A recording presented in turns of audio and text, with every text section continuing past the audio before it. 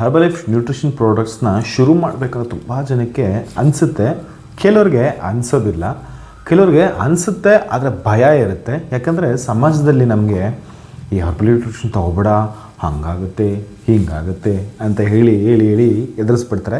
ಅದು ಯಾಕೆ ಹೇಳ್ತಾರೆ ಅಂತ ಇವತ್ತವರೆಗೂ ನನಗೆ ಅರ್ಥನೇ ಆಗಲಿಲ್ಲ. ಅದಕ್ಕೆ ಯಾವುದೇ ರೀತಿಯ ಸಾಕ್ಷಿ ಪುರಾವೆಗಳಿಲ್ಲ, ಏನಿಲ್ಲ. ಅದನ್ನು ತಗೊಂಡೇ ಹಿಂಗಾಯಿತು ಅಂತ ಯಾವ ಮೆಡಿಕಲ್ ಸರ್ಟಿಫಿಕೇಟ್ ಕೂಡ ಇಲ್ಲ, ಅಥವಾ ಅದನ್ನು ತಗೊಂಡೇ ಹಿಂಗಾಯಿತು ಅಂತಲೂ ಕೂಡ ಯಾರು ಮುಂದೆ ಬಂದು ಹೇಳಲ್ಲ. ಏನಕ್ಕೆ ಹಿಂಗೆ ಹೇಳ್ತಾರೆ ಅಂತ ಸ್ಟಿಲ್ ನನಗೆ ಅರ್ಥನೇ ಆಗಿಲ್ಲ. ಯಾಕಂದರೆ ನಾನು ಕೂಡ ಒಂದು ಟೈಮಲ್ಲಿ ಹಂಗೆ ನೆಗೆಟಿವ್ ಹೇಳ್ದಾನೆ ಅಲ್ವಾ.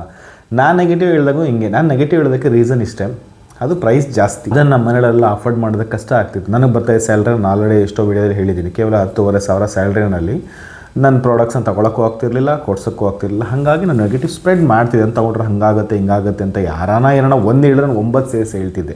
ಹಾಗೆ ನಂತರ ಆಗ ನಾನಿದ್ನಲ್ಲ ಆ ಥರ ತುಂಬ ಜನ ನಿಮಗೆ ಹೇಳ್ತಾ ಇರ್ತಾರೆ.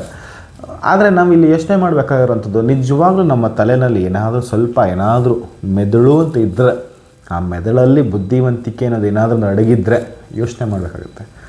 ನಾವು ಇದರಲ್ಲಿ ಏನಿದೆ ಅಂತ ಹುಡ್ಕೋಬೋದು. ನಾವು ಇವಾಗ ತಿಂತಾ ಇರುವಂಥ ಫುಡ್ನಲ್ಲಿ ಏನಿದೆ ಅಂತ ಯಾವ ಥರ ಯೋಚನೆ ಮಾಡಿದ್ದೀವ? ಎಲ್ಲ ನಾವು ನ್ಯಾಚುರಲಾಗಿ ಸಣ್ಣ ಆಗ್ತೀವಿ. ಫಸ್ಟ್ ಆಫ್ ಆಲ್ ನ್ಯಾಚುರಲ್ ಅನ್ನೋ ವರ್ಡೇ ರಾಂಗ್ ಆಗಿದೆ. ಇವಾಗ ನಾವು ಕುಡಿಯುವಂತಹ ನೀರು, ಸೇವಿಸುವಂಥ ಆಹಾರ, ತಗೊಳ್ಳುವಂತಹ ಗಾಳಿ ಎಲ್ಲನೂ ಕಲುಷಿತ ಆಗಿದೆ. ಬಿತ್ತನೆ ಬೀಜದಿಂದ ಹಿಡಿದು ನಮಗೆ ಕೈಗೆ ಸಿಗುವಂಥ ಹಣ್ಣಿನವರೆಗೂ, ತರಕಾರಿವರೆಗೂ ಕೂಡ ಎಲ್ಲನೂ ಕೂಡ ಕಂಟಾಮಿನೇಷನ್ ಆಗಿದೆ. ಹಾಗಿದ್ಮೇಲೆ ನ್ಯಾಚುರಲ್ ಅಂದರೆ ಯಾವುದು?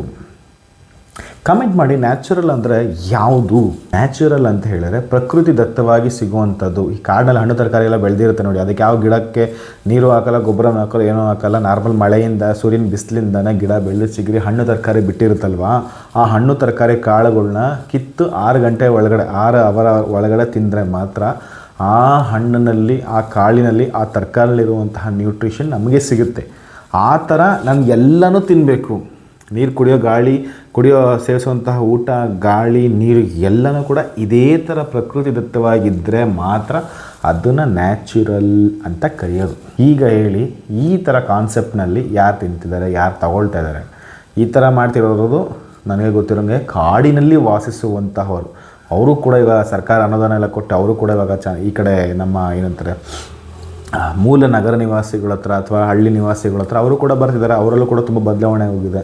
ಕಾಡಿನಲ್ಲಿ ಉಳಿಯುವಂತಹ, ಕಾಡಿನಲ್ಲಿ ವಾಸ ಮಾಡುವಂತಹ ಜನರು ಮಾತ್ರ ಈ ಥರ ನ್ಯಾಚುರಲಾಗಿ ತಿನ್ನುವಂತಹ ಅಭ್ಯಾಸ ಇರುತ್ತೆ.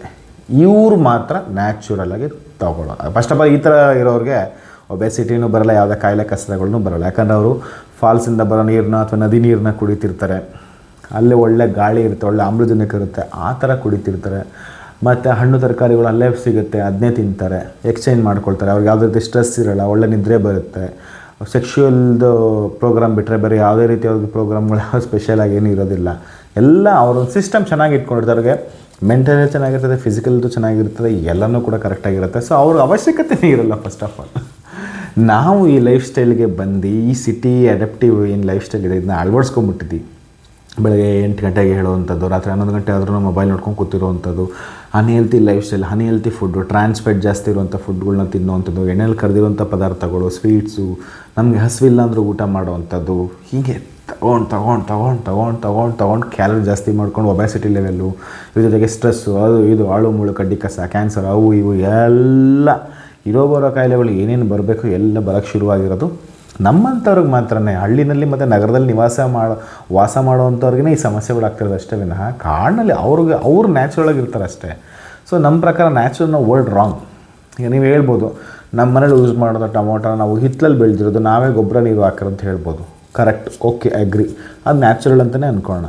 ಆ ಟೊಮೊಟೊ ನ್ಯಾಚುರಲ್ ಇರ್ಬೋದು, ಬಟ್ ನೀವು ಟೊಮೊಟೊ ಒಂದೇ ಒಂದು ದಿನ ಎಲ್ಲ 3 ಹೊತ್ತು ನೀವು ಟೊಮೊಟೊನೇ ತಿನ್ನಲ್ವಲ್ಲ. ಅದಕ್ಕೆ ಬೇರೆ ತರಕಾರಿಗಳು ಹಾಕಲ್ವ, ಅದಕ್ಕೆ ಉಪಯೋಗಿಸುವಂತಹ ನೀರು, ಗಾಳಿ, ಇದೆಲ್ಲನೂ ನ್ಯಾಚುರಲ್ ಆಗಿರಬೇಕಲ್ಲ. ಸೊ ಹಾಗಾಗಿ ಈ ನ್ಯಾಚುರಲ್ ಅನ್ನೋ ಕಾನ್ಸೆಪ್ಟ್ ಸದ್ಯಕ್ಕೆ ಸುಳ್ಳು.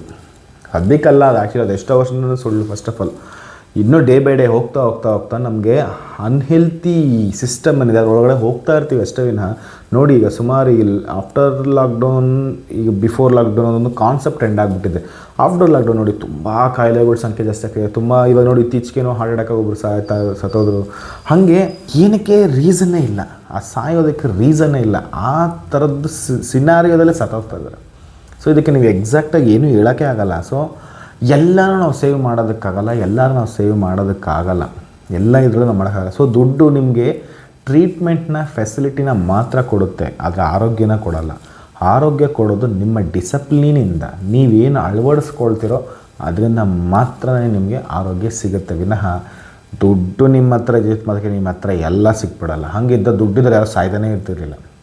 120 ವರ್ಷ ಬದುಕಿ ಹೋಗಿರೋರು. ನಿಮಗೆ ಈ ಡಿಸ್ಟರ್ಬ್ ಮಾಡೋರು ಸಂಖ್ಯೆಗಳು ಯಾಕೆ ಜಾಸ್ತಿ ಅಂದರೆ, ಒಂದು ಯಾರಿಗೆ ಇದನ್ನು ತಗೊಳ್ಳೋದಕ್ಕಾಗೋದಿಲ್ವೋ ಅಥವಾ ಇದ್ರ ಬಗ್ಗೆ ಗಂಧ ಗಾಳಿ ಗೊತ್ತಿರೋಲ್ಲೋ ಅವರು ಸ್ಪ್ರೆಡ್ ಮಾಡಬಹುದು. ಎರಡನೇದು, ನೀವು ಚೆನ್ನಾಗಿ ಆಗ್ಬಿಡ್ತೀರ ಅನ್ನೋ ಹೊಟ್ಟೆವರೆಗೂ ಇರಬಹುದು. ಇದರಿಂದ ಕೆಲವೊಂದು ಬಿಸ್ನೆಸ್ಗಳಿಗೆ ಹೊಡೆತ ಬೀಳ್ತಿದೆ, ಅದು ಎಲ್ರಿಗೂ ಗೊತ್ತದು ಯಾವುದು ಅಂತ, ಅದನ್ನು ತಲೆಯಲ್ಲಿ ನೆಚ್ಕೊಳ್ಳಲ್ಲ. ಸೊ ಅಂಥವ್ರು ಕೂಡ ರೂಮರ್ ಸ್ಪ್ರೆಡ್ ಮಾಡುವಂಥ ಚಾನ್ಸಸ್ ಭಯಂಕರ ಇದೆ, ಮತ್ತು ಅವರು ಕೂಡ ಮಾಡ್ತಿರೋದು. ಇದರಿಂದ ನಮ್ಗೇನ ಕೆಟ್ಟದ್ದು ಹಾನಿ ಆಗೋಗಿದ್ದಿದ್ರೆ, ಇಷ್ಟು ವರ್ಷ ಹರ್ಬಲೈಫ್ 26 ವರ್ಷ ಕಂಪ್ಲೀಟ್ ಆಗೋಗಿದೆ ಇಂಡಿಯಾದಲ್ಲಿ, ಬೇರೆ ದೇಶ ಬಿಟ್ಟಾಕಿ ಇಂಡಿಯಾದಲ್ಲೇ 26 ವರ್ಷ ಕಂಪ್ಲೀಟ್ ಆಗೋಗಿದೆ. ಏನೇನೋ ಆಗಬೇಕಾಗಿತ್ತಲ್ವ. ಈ ಒಂದು ಫೇಮಸ್ ಒಂದು ದೊಡ್ಡ ಬ್ರ್ಯಾಂಡ್ ಅದು, ಅದರಲ್ಲಿ ಒಂದೇ ಒಂದು ಪ್ರಾಡಕ್ಟ್, ಎಲ್ಲ ಪ್ರಾಡಕ್ಟ್ ಅಲ್ಲ, ಯಾವುದೋ ಒಂದೇ ಒಂದು ಪ್ರಾಡಕ್ಟ್ನಲ್ಲಿ ಒಂದೇ ಒಂದು ಲಿಡ್ ಅಂಶ ಜಾಸ್ತಿ ಇತ್ತು. ಅದೇನು ಆ ಥರ ಪ್ರಾಬ್ಲಮ್ ಏನಲ್ಲ, ಅಂಥದನ್ನೇ ಕಂಡುಹಿಡ್ದು ಸರ್ಕಾರ ಅದನ್ನು ತುಂಬ ದಿವಸಗಳ ಕಾಲ ಬ್ಯಾನ್ ಮಾಡಿತ್ತು. ಅದು ರೆಡಿ ಮಾಡ್ಕೊಂಡು ಬರೋವರೆಗೂ ಬಿಡಲಿಲ್ಲ. ಅಂಥ ದೊಡ್ಡ ಕಂಪ್ನಿ ಅದು. ಆ ಥರ ಸಾವಿರಾರು ಪ್ರಾಡಕ್ಟ್ಸ್ಗಳಿದೆ ಆ ಥರದ್ರಲ್ಲಿ. ಅವ್ರು ಎಲ್ಲದರಲ್ಲೂ ಇದ್ದಾರೆ, ಸ್ವೀಟ್ಸ್ ಇದೆ, ಕುಕ್ಕೀಸ್ ಇದೆ, ಚಿಕ್ರಿ ಇದೆ, ಜಂಕ್ ಫುಡ್ ಇದೆ, ಫಾಸ್ಟ್ ಫುಡ್ ಇದೆ, ಎಲ್ಲದರಲ್ಲೂ ಅವ್ರದ್ದು ದೊಡ್ಡ ಕೈ ಕಾಲುಗಳು ಬೆರಳುಗಳು ಏನು ಚಾಚೋದು ಎಲ್ಲ ಚಾಚಿಬಿಟ್ಟರು. ಅಂಥ ಕಂಪ್ನಿನೇ ಬಿಟ್ಟಿಲ್ಲ. ತುಂಬ ಜನ ಹೇಳ್ತಾರೆ, ಅಯ್ಯೋ ಅವ್ರ ಲೈಫ್ ಲಂಚ ಕೊಟ್ಟು ಬಂದಿದೆ ಅಂತ. ಹಂಗೆ ಲಂಚ ಕೊಡಬಡಂಗಿದ್ದಿದ್ರೆ ಈಗ ಯಾರು ನೆಗೆಟಿವ್ ಸ್ಪ್ರೆಡ್ ಮಾಡ್ತಿದ್ರಲ್ಲ ಅವ್ರಿಗೆ ಅದೇ ಕೊಡ್ಬೋದಾಗಿತ್ತಲ್ಲ. ಸೊ ಹರ್ಬಲೈಫು ಯಾವತ್ತೂ ಯಾವುದೇ ಕಾರಣಕ್ಕೂ ಲಂಚ ಗಿಂಚೆಲ್ಲ ಕೊಡಲ್ಲ. ಅದೇನು ಸ್ಪ್ರೆಡ್ ಮಾಡ್ತಾರೋ ಮಾಡ್ಕೊಳ್ಳಿ, ಅವ್ರೇನಿದ್ರು ಲೀಗಲಾಗೆ ಮಾಡ್ತಾರೆ. ಸೊ ತುಂಬ ಜನ ಯಾಕೆ ಕೇಸ್ ಹಾಕಲ್ಲ ನೀವು, ಏನಕ್ಕೆ ಹಾಕಬೇಕು? ಸೊ ಹಂಗೆ ಕೇಸ್ ಹಾಕಂದ್ರೆ, ಈಗ ನಾನು ರೋಡಲ್ಲಿ ಹೋಗ್ತಾ ಇರ್ತೀನಿ, ನನ್ನ ಗಾಡಿ ಆಗೋಗ್ಬಿಟ್ಟು ಟಚ್ ಆಗುತ್ತೆ, ನಾನು ಅವ್ನ ಮೇಲೆ ಕೇಸ್ ಹಾಕೊಂಡು ಕೂತ್ಕೊಳ್ಳ. ಈಗ ನಾನು ಯಾರೋ ಒಬ್ಬರು ಬೈಕೊಂಡು ಹೋಗ್ತಾರೆ, ಅವನ ಮೇಲೆ ಕೇಸ್ ಹಾಕೊಂಡು ಕೂತ್ಕೊಳ್ಳ. ನನ್ನ ಬಗ್ಗೆ ಅಯ್ಯೋ ಶಿವು ಸರಿಯಿಲ್ಲ ಹಂಗೆ ಹಿಂಗೆ ಅಂತ ಹೇಳಿ ಇನ್ನೊಬ್ಬರ ಹತ್ರ ಗುಸು ಪಿಸು ಮಾತಾಡ್ತಾರೆ, ಅವ್ರ ಕೇಸ್ ಹಾಕೊಂಡು ಕೂತ್ಕೊಳ್ಳ. ನನಗೇನು ಬೇರೆ ಕೆಲಸ ಇಲ್ವಾ? ಹರ್ಬಲೈಫ್ದು ಉದ್ದೇಶ ಕಾಲಕಾಲಕ್ಕೆ ತಕ್ಕಂತೆ ನಮಗೆ ಏನೇನು ಪ್ರಾಡಕ್ಟ್ಸ್ಗಳು ಕೊರತೆಗಳಿದೆಯೋ, ಏನೇನು ರಿಕ್ವೈರ್ಮೆಂಟ್ ಇದೆಯೋ ಸಪ್ಲೈಸ್ಗಳು, ಸೊ ಇದನ್ನು ನೋಡ್ಕೊಳ್ಳುತ್ತೆ. ನಮಗೆ ಏನು ನ್ಯೂಟ್ರಿಷನ್ ವ್ಯಾಲ್ಯೂನ ತಲುಪಿಸ್ಬೇಕು ಅದನ್ನು ನೋಡ್ಕೊಳ್ಳುತ್ತೆ. ಹೆಲ್ತು ಪ್ಲಸ್ ಬಿಸ್ನೆಸ್ ಎರಡನ್ನೂ ಮಾಡುತ್ತೆ. ಇದರಲ್ಲಿ ತಪ್ಪೇನಿದೆ? ಇಲ್ಲಿ ತುಂಬ ಜನ ಬಿಸ್ನೆಸ್ ತಪ್ಪೇನಿದೆ, ನನಗೆ ಅದು ಅರ್ಥನೇ ಆಗ್ತಿಲ್ಲ. ಕಾಮಿಡಿನಪ್ಪ. ಯಾರು ನೆಗೆಟಿವ್ ಸ್ಪ್ರೆಡ್ ಮಾಡ್ತಾರೋ ಸೀರಿಯಸ್ಲಿ ನಿಮ್ಮ ತಲೆಯಲ್ಲೇನೂ ಇಲ್ಲ ಅಂತ ಅರ್ಥ ಅಷ್ಟೇ. ಹಾಗಾದ್ರೆ ಮಾತ್ರಕ್ಕೆ ಪ್ರತಿಯೊಬ್ಬರು ಹರ್ಬಲೈಫ್ ಯೂಸ್ ಮಾಡಿ, ಹಾಗೇನಿಲ್ಲ. ನಾನು ಲಾಸ್ಟ್ ವಿಡಿಯೋದಲ್ಲಿ ಹೇಳಿದೆ ಶ್ರೀಮಂತರಿಗೆ ಮಾತ್ರ ಅಲ್ಲ ಇರೋದು ಅಂತ ಹೇಳಿದ್ದೆ. ತುಂಬ ಜನ ಕಮೆಂಟ್ ಮಾಡಿದ್ರು, ಬಡವರು ಕೂಡ ಕಮ್ಮಿ ಪ್ರೈಸ್ನಲ್ಲಿ ಕೊಡ್ಬೋದಲ್ಲ ಹಂಗೆ ಅಂತ. ಬಡವ ಶ್ರೀಮಂತ ಅನ್ನೋದು ಸಾವಿನಲ್ಲಿ, ನೋವಿನಲ್ಲಿ, ಹಸಿವಲ್ಲಿ, ವಾಸ ಮಾಡುವ ಜಾಗದಲ್ಲಿ, ನಾವು ಮಾಡೋ ಕೆಲಸದಲ್ಲಿ, ಇದರಲ್ಲಿ ಯಾವುದ್ರಲ್ಲೂ ಇರೋದಿಲ್ಲ. ನಾವು ಅಂದ್ಕೊಳ್ಳೋದ ರೀತಿಯಲ್ಲಿರುತ್ತೆ. ಈಗ ನನ್ನ ಹತ್ರನೂ ಎಲ್ಲ ಇದೆ. ಈಗ ನನ್ನ ಹತ್ರ ಮೊಬೈಲ್ ಇದೆ, ಒಳ್ಳೆ ಮೊಬೈಲ್ ಇದೆ, ಕಾರ್ ಇದೆ, ಮನೆಯೂ ಇದೆ, ಎಲ್ಲನೂ ಇದೆ. ಈಗ ನಾನು ಶ್ರೀಮಂತನ ಬಡವನ? ನನಗೆ 3 ಹೊತ್ತು ಊಟ ಇದೆ, ಇರೋದಕ್ಕೊಂದು ಚಿಕ್ಕ ಜಾಗ ಇದೆ, ಬಾಡಿಗೆ ಮನೆ ಸ್ವಂತ, that is different concept. So ನನಗೆ 3 ಹೊತ್ತು ಊಟ ಮಾಡೋಕ್ಕೆ ಇದೆ, 1-2 ಜೊತೆ ಬಟ್ಟೆ ಇದೆ ಅಂತ ಹೇಳಿದ್ರೆ ನನ್ನ ಪ್ರಕಾರ ನಾನು ಎಲ್ಲದರಲ್ಲೂ ಯೋಗ್ಯವಾಗಿದ್ದೀನಿ. ನಮಗೆ ಒಳ್ಳೆ ಸಿನಿಮಾ ನೋಡೋಕ್ಕೆ 500 ರೂಪಾಯಿ ಖರ್ಚು ಮಾಡ್ತೀವಿ, ಒಳ್ಳೆ ಆ್ಯಂಡ್ರಾಯ್ಡ್ ಫೋನ್ ತೊಗೊಳ್ತೀವಿ, ಅದಕ್ಕೆ ವರ್ಷ ಕರೆನ್ಸಿ ಹಾಕ್ಸ್ಕೊಳ್ತೀವಿ, ಒಳ್ಳೆ ಬಟ್ಟೆಗಳು ಹಾಕ್ಕೊಳ್ತಿದ್ದೀವಿ. ಕಾಯಿಲೆ ಬಂದರೆ ಪ್ರೈವೇಟ್ ಹಾಸ್ಪಿಟ್ಲಿಗೆ ಹೋಗ್ತೀವಿ. ಫ್ರೀ ಹಾಸ್ಪಿಟ್ಲ್ ಅಂತ ಗೊತ್ತಿರೋ ಕೂಡ ಎಷ್ಟು ಜನಪ್ಪ ಗೌರ್ಮೆಂಟ್ ಸ್ಕೂಲ್ಗೆ ಹೋಗ್ತೀರಾ, ಗೌರ್ಮೆಂಟ್ ಹಾಸ್ಪಿಟ್ಲಿಗೆ ಹೋಗ್ತೀರಾ, ಗೌರ್ಮೆಂಟ್ ಕಾರ್ಯಾಗಾರಗಳಿಗೆ ಹೋಗ್ತೀರಾ? ಯಾವನೂ ಇಲ್ಲ ತಾನೆ. ಎಷ್ಟು ಜನ ಹೋಗ್ತೀರಾ? ಸರ್ಕಾರಿ ಶಾಲೆ ಫ್ರೀ ಅಲ್ವಾ? ಸರ್ಕಾರಿ ಆಸ್ಪತ್ರೆಯಲ್ಲಿ ಫ್ರೀ ಅಲ್ವಾ? ಟ್ರೀಟ್ಮೆಂಟ್ಸ್ ಎಲ್ಲ ಫ್ರೀ ಅಲ್ವಾ? ಸರ್ಕಾರಿಲಿ ಎಷ್ಟೋ ಇದೆ ಫ್ರೀ ಇರೋವಂಥದ್ದು. ಅದನ್ನು ಯಾರು ಉಪಯೋಗಿಸ್ಕೊಳ್ತಾನೆ ಇಲ್ವಲ್ಲ.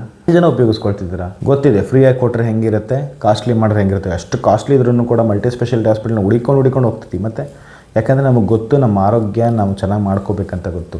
ಆರೋಗ್ಯ ಹದಗೆಟ್ಟದ ಮೇಲೆ ಹುಡ್ಕೊಂಡು ಹೋಗೋ ಬದಲು ಆರೋಗ್ಯ ಚೆನ್ನಾಗಿದ್ದಾಗೆ ನೀವು ರೆಡಿ ಮಾಡ್ಕೋಬೋದಲ್ವಾ? ಸ್ವಲ್ಪ ಯೋಚನೆ ಮಾಡಿದ್ರೆ ಒಳ್ಳೇದು ಅಂತ ಅನಿಸುತ್ತೆ. ಟ್ರೀಟ್ಮೆಂಟ್ ಮುಂದೆ ಅಥವಾ ನಿಮಗೇನೋ ಒಂದು ಆಪ್ರೇಷನ್ ಆಯಿತು ಅನ್ನೋ ಟೈಮಲ್ಲಿ ಒಂದಿಷ್ಟು ಲಕ್ಷ ಖರ್ಚಾಗುತ್ತೆ ಅಂದರೆ ನೀವು ಹೆಂಗಾದರೂ ಮಾಡಿಕೊಡ್ತೀರಲ್ವ? ಅದೇನು ಪ್ರೈವೇಟ್ ಹಾಸ್ಪಿಟ್ಲು, ಗ್ಲೋಬಲ್ ಹಾಸ್ಪಿಟ್ಲು, ಆ ಹಾಸ್ಪಿಟ್ಲ್, ಈ ಹಾಸ್ಪಿಟ್ಲ್ ಕೌಂಟ್ ಬರಲ್ಲ.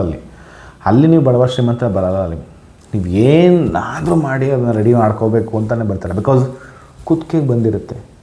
ಸೊ ಕುತ್ತಿಗೆಗೆ ಬಂದಾಗ ನೀವು ಒದ್ಲಾಡೋ ಬದಲು ಅಲ್ಲಿ ಬರೆಸ್ದಂಗೆ ಆರೋಗ್ಯನ ಚೆನ್ನಾಗಿ ಮಾಡ್ಕೊಳ್ಳೋದು ಬುದ್ಧಿವಂತ ಲಕ್ಷಣ ಅಲ್ವಾ? ಹಾಗಂತೇಳಿದ್ರೆ ನೀವು ಹರ್ಬಲೈಫ್ ನ್ಯೂಟ್ರಿಷನ್ ತೊಗೊಳ್ಳೇಬೇಕು ಅಂತ ಯಾವತ್ತೂ ನಾನು ಹೇಳೇ ಇಲ್ಲ. ತೊಗೊಳ್ಳೋದ್ರಿಂದ ಬೆನಿಫಿಟ್ ಇದೆ ಅಂತ ಹೇಳ್ತಾ ಇರೋದು ಅಷ್ಟೇ. ಏನಿಲ್ಲ, ನೀವು ಕಾರ್ ತೊಗೊಳ್ಳಿ ಅಂತ ನಾನು ಹೇಳ್ತಿಲ್ಲ. ಕಾರ್ ಇಲ್ಲದೇನೂ ಕೂಡ ನೀವು ಕ್ಯಾಬಲ್ಲಿ ಹೋಗ್ಬೋದು, ಸ್ಕೂಟರಲ್ಲಿ ಹೋಗ್ಬೋದು, ಬಸ್ಸಲ್ಲಿ ಹೋಗ್ಬೋದು, ಎಲ್ಲನೂ ಇದೆ. ಬಟ್ ಕಾರ್ ತೊಗೊಂಡ್ರೆ ದಟ್ ಈಸ್ ಕನ್ವೀನಿಯೆಂಟ್.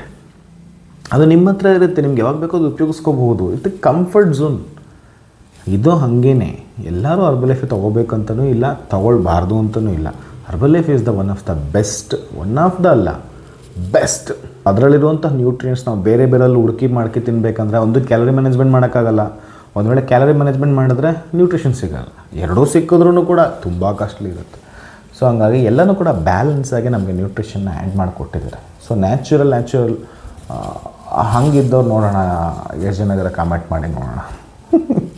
ಎಲ್ಲರೂ ನ್ಯಾಚುರಲ್ ಆಗಿರಬೇಕು, ರೈಟ್? ನಿಮ್ಮ ಥಿಂಕಿಂಗಿಂದ ಹಿಡಿದು ನ್ಯಾಚುರಲ್ ಆಗಿರಬೇಕು.